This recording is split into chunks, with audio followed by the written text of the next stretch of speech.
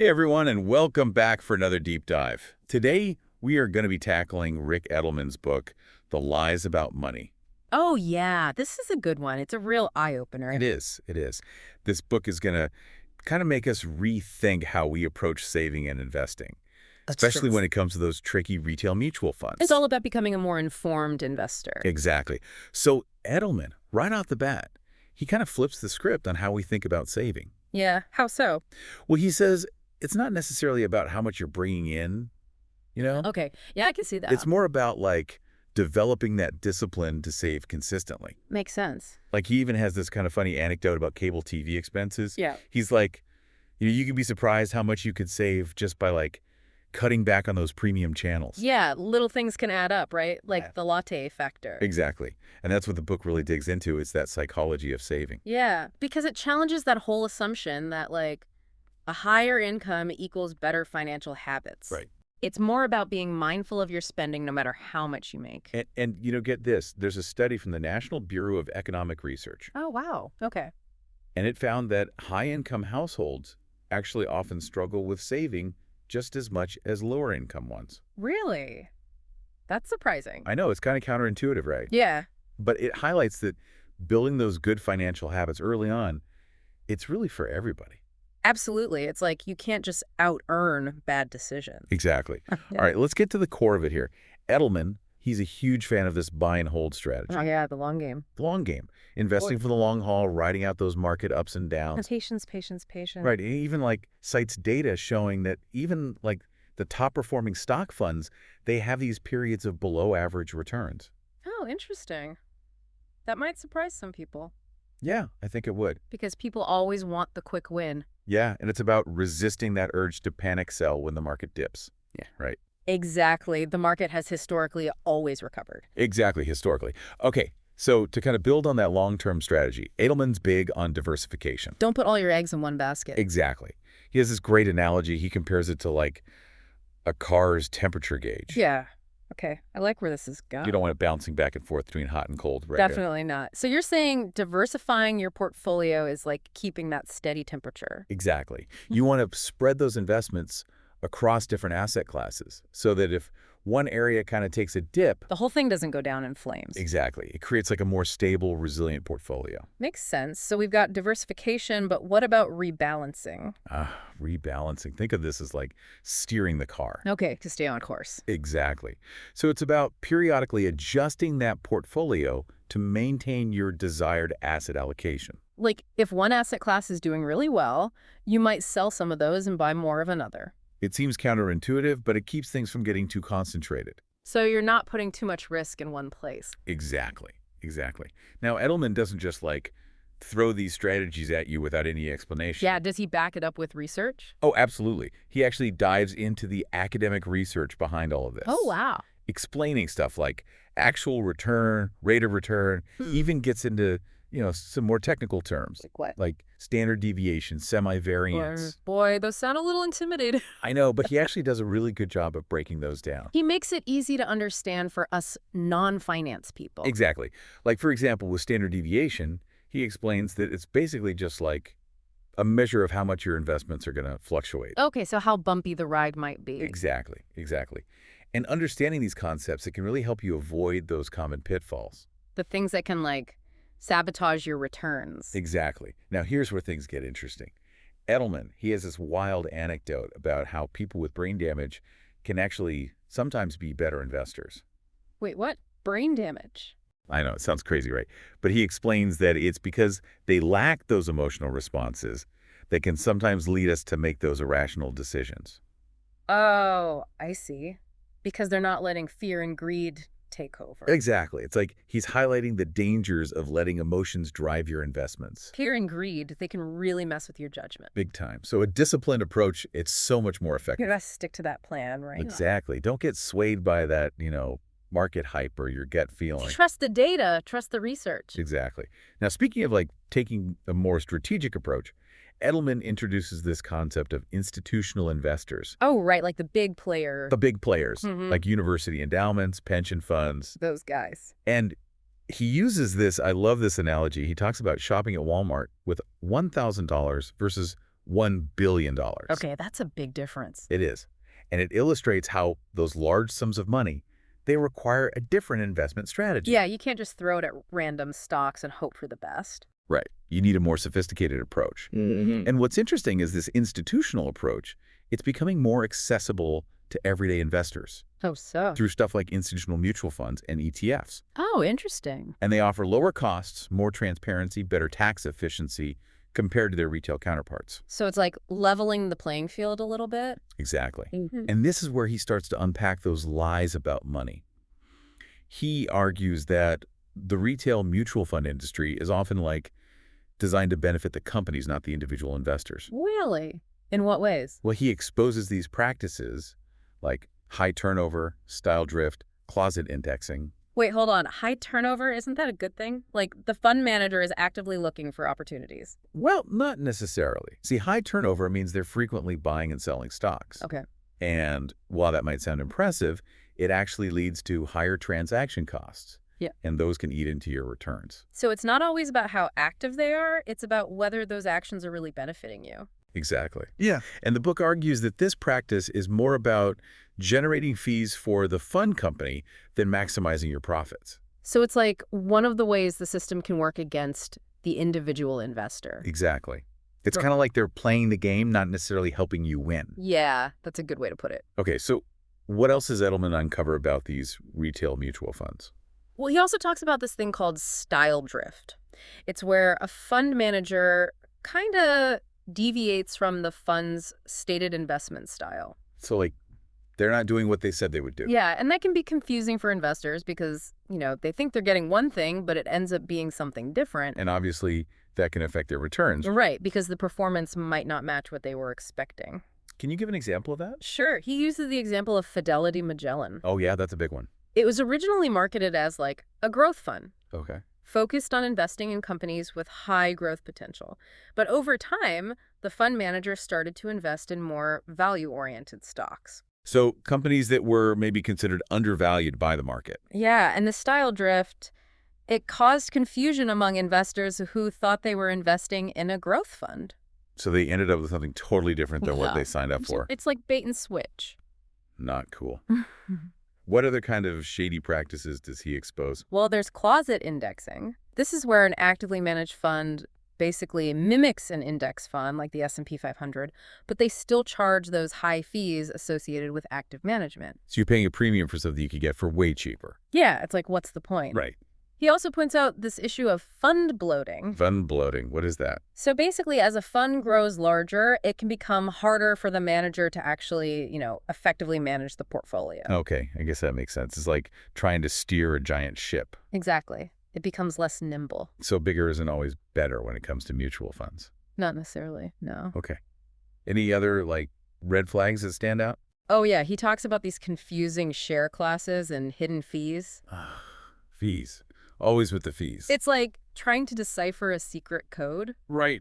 And investors can end up paying more than they should because these fee structures aren't always clear. So the advertised expense ratio, that might not even capture the full cost. Exactly. It's like there are these hidden costs lurking beneath the surface. Yeah, it's like navigating a minefield out there. Yeah. So what's the solution? Are all mutual funds bad? No, he's not saying all mutual funds are bad. Okay. But he really advocates for, being a savvy investor. Doing your research. Yeah, he suggests looking into alternatives like institutional mutual funds or ETF. Which tend to have those lower costs and more transparency. Exactly. It's all about being informed. Okay, so after diving deep into these lies about money, Edelman does get into some more practical advice on how to reach your financial goals. Yeah, he gets specific. Yeah, he dedicates whole chapters to employer retirement plans, college savings, investing for income. So like real life scenarios. Exactly. And he doesn't shy away from sharing his opinions either. Remember what he said about target date funds? Oh, yeah, he called them lousy, right? He did. He did. He said they can be way too conservative. Especially for younger investors. Yeah, who have more time to ride out those market fluctuations. Exactly. They have a longer time horizon. He also kind of challenges some conventional wisdom about college savings, too. Oh, like what? He has this whole controversial viewpoint on why grandparents shouldn't necessarily contribute to 529 plans. Oh, wow. That is controversial. I'm curious, why does he say that? Well, he brings up some good points about how those contributions from grandparents, can actually impact financial aid eligibility. Oh, interesting. So it's not always as straightforward as it seems. Right. And he also talks about how, family situations can change. Like, what if the grandparents need that money back later on? Exactly. So he really gets you thinking outside the box. It's about considering those potential downsides. Definitely. Now, when it comes to investing for income, in retirement, he challenges this idea that retirees with pensions shouldn't hold bonds. Okay, so he's saying even if you have a pension, you should still have a diversified portfolio. Exactly. Because pensions, while they do provide that guaranteed income, Right. they lack the flexibility and control that you get with investments. So you might need that growth potential to keep up with inflation. Exactly. Exactly. It's about being prepared for those unexpected expenses that might pop up. So you're not just relying on that fixed income. Right.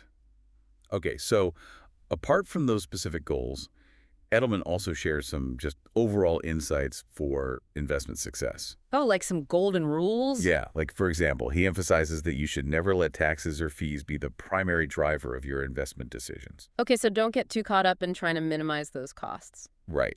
It's easy to do that, but you got to keep your eyes on the prize, those long-term goals. Don't lose sight of the bigger picture. Exactly.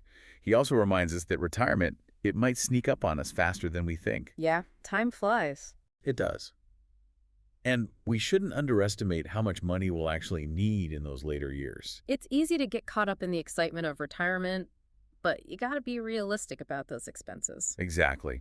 And speaking of being realistic, he stresses the importance of being realistic about investment returns. Oh yeah, don't get sucked into those promises of like unrealistic gains. Exactly. It's easy to get swept up in those projections of double-digit returns, but you got to temper those expectations. It's better to have a solid plan that you can stick to even if the returns aren't as flashy. Exactly. Exactly. Okay, let's move on to a topic that I think a lot of people find confusing: life insurance and annuities. Oh yeah, that can be a tricky one. It is, and Edelman, right off the bat, he's like, insurance is not an investment. Okay, good to clarify that. He explains how those cash value policies, they can be kind of misleading. Like, they make it sound like you're getting a great deal, but it's not always the case. Right, and then he goes into the pros and cons of variable annuities. Which can be complicated. Yeah, they are. He acknowledges that they do offer that potential for tax-deferred growth. Okay. But he also points out the downsides, like those high fees and those complicated terms. They're not for everyone. Definitely not. And he even shares this personal anecdote about investing in variable annuities for his own children. Oh, wow. So he's speaking from experience. Yeah, and he's basically encouraging listeners to really consider if this strategy is right for them. So do your research, weigh the costs and benefits. Exactly. It's about understanding what you're buying, not just taking someone's word for it. Do your due diligence. Absolutely. Now, here's something I found particularly interesting. Edelman debunks this myth that baby boomers retiring all at once are going to cause a stock market crash. Oh, yeah, I've heard that theory before. It's a popular one. But he argues that it's actually not supported by the data. Interesting. In fact, he cites a government report showing that most baby boomers, they don't even own that much stock. Wow, that's surprising. I know, right? It really challenges those assumptions we often hear about, like demographic shifts impacting the market. It's a good reminder that the market is influenced by so many different factors. Exactly. And he also makes this really counterintuitive point. He says that retirees with excess income, they often actually become net buyers of stocks, So they're putting more money into the market and not pulling it out.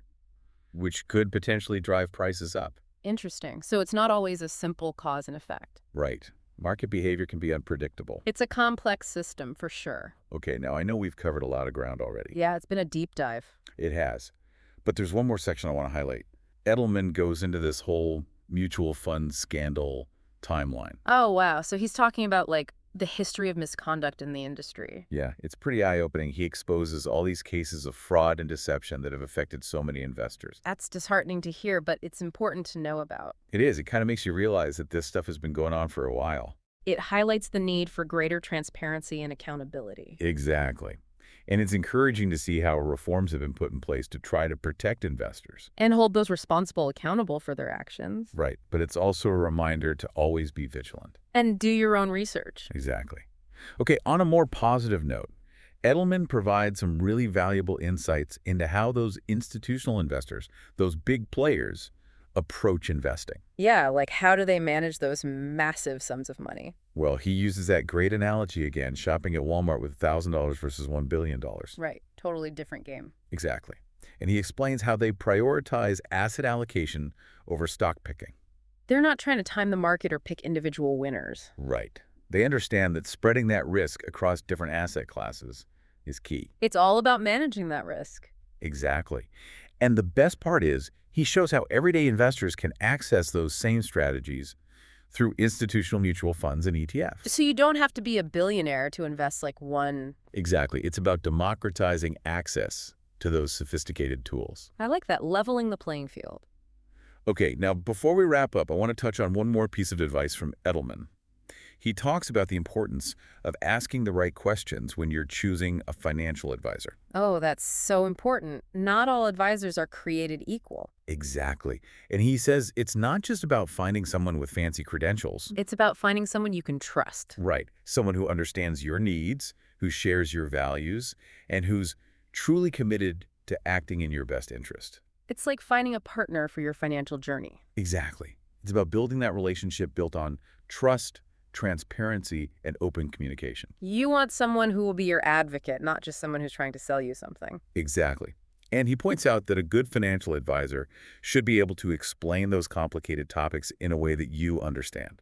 If they're using a lot of jargon and making you feel intimidated, that's a red flag. It's like they're trying to hide something. Exactly. You want someone who will empower you with knowledge, not keep you in the dark. Yeah, it's like you want someone who can translate all that financial jargon into plain English. Exactly. Someone who can break it down and make it understandable.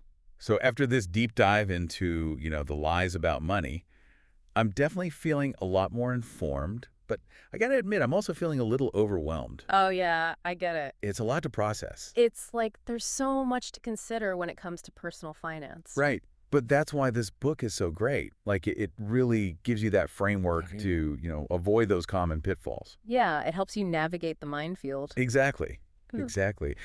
One of the biggest takeaways for me is that we actually have a lot more control over our financial future than we think we do. Absolutely. It's about taking ownership, right? Not just blindly following the crowd. Exactly. It's about becoming an active participant in your financial life. Making informed decisions. Not being afraid to ask questions. Definitely. The more you know, the better. So for those of you listening, we'd love to hear your thoughts.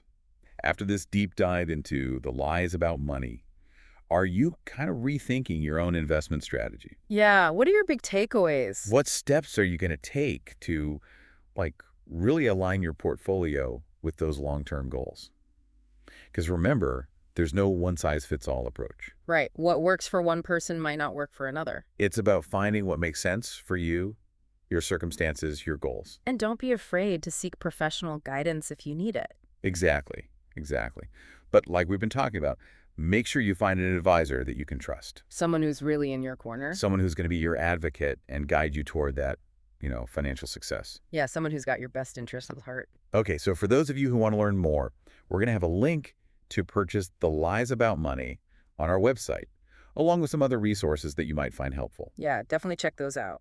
Until next time, stay curious, keep asking questions, and keep diving deep. See you next time.